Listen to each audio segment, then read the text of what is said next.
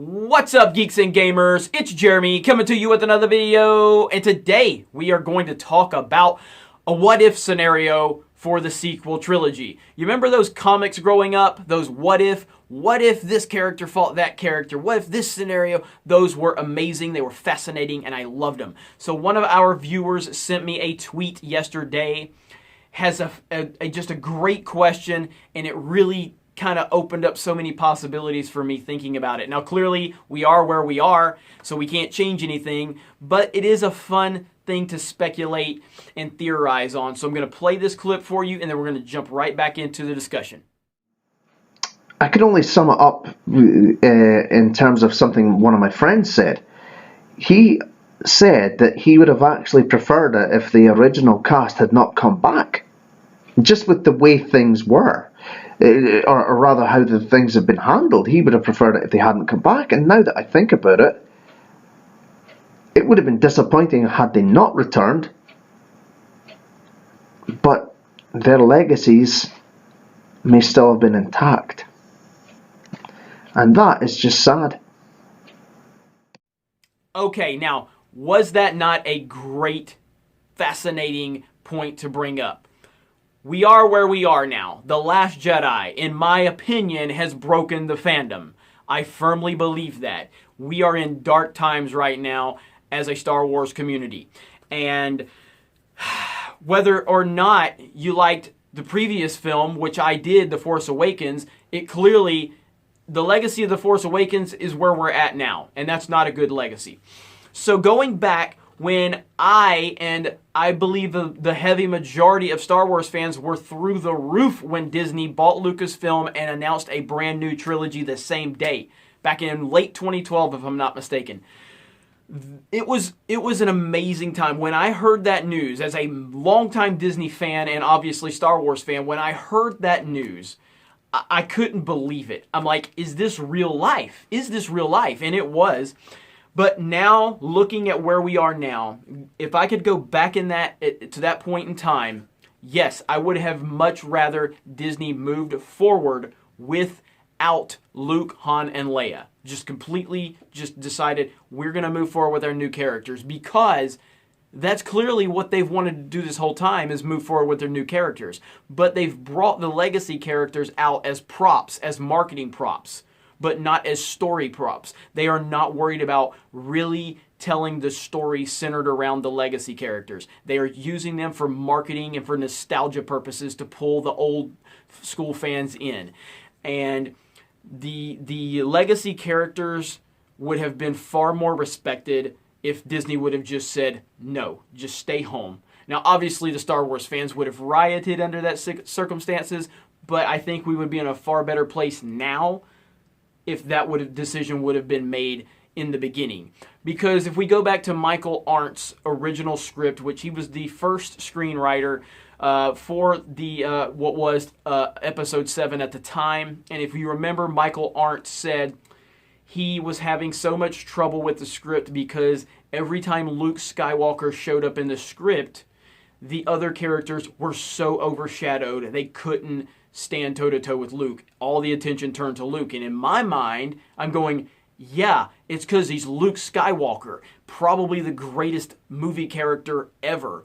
So to think that Luke Skywalker is overshadowing the new characters and you think that's a problem shows that there's a problem inherently in the storytelling that you're trying to do right now. Because why would you worry about what the other characters how they're affected? It's Luke Skywalker. So let those new characters earn the respect from the fan community. Don't shove them in our face.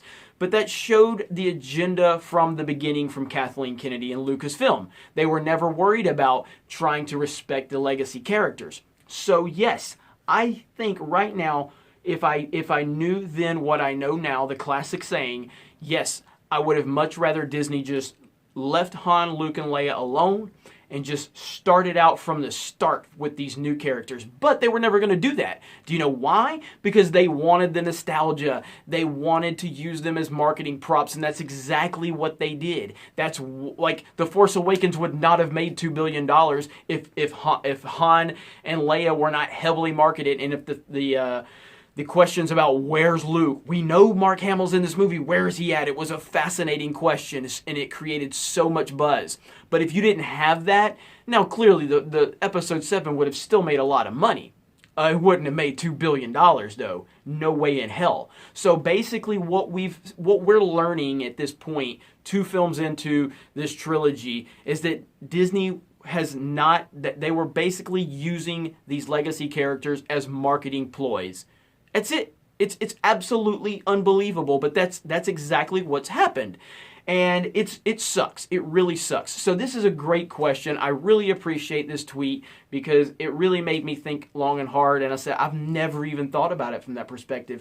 Clearly in 2012, if Disney announced a new trilogy and said Han, Luke, and Leia were not going to be in the film, I would have been like, what the F are you doing? And I would have been screaming. But here in 2018, 2 films in, I'm sure we would have been in a much better place in the fandom than we are now. That I feel very strongly about. And to be fair, people like me would still be on YouTube theorizing, like, what if Han, Luke, and Leia were to come back with this original, with this sequel trilogy? How would that have played out? So the speculation is endless, but that's part of being fans. But all I'm saying is, based on what I know now, I would go back and I would say, leave them alone, tell your story with these new characters. Because I could have decided a lot earlier on, saved a lot of time and a lot of money to decide, I don't like your social justice warrior BS that you're trying to shove into this franchise that I've loved for so long. So anyway, you guys, that's going to be the end of the video. I'm going to do a couple of plugs. I don't do a lot of plugging, but I'm going to do a couple of plugs because I need to do some plugging. I never do it, and I waste plenty of opportunities. So first and foremost, we do have Geeks and Gamers t-shirts available. There is a link in the description here. So if you are interested, hit me up. If you have questions, let me know. Also, Patreon. Geeks and Gamers does have a Patreon. I never talk about it. Not really because I don't want to. I kind of always forget. I don't write scripts for anything. I just turn the camera on and I talk. So it's all just me just shooting from the hip. Nothing is planned outside of, okay, I want to talk about this story. Nothing else is planned. And so that's why you see me stuttering and fumbling all over my words, because I'm not perfect, because neither are you. And so I just like to be as honest as possible. But Patreon, we do have a Patreon account. I'm going to leave that in the link below. And shout out to our top Patreon supporter, Thomas Gilkey. He donates $100 a month every month.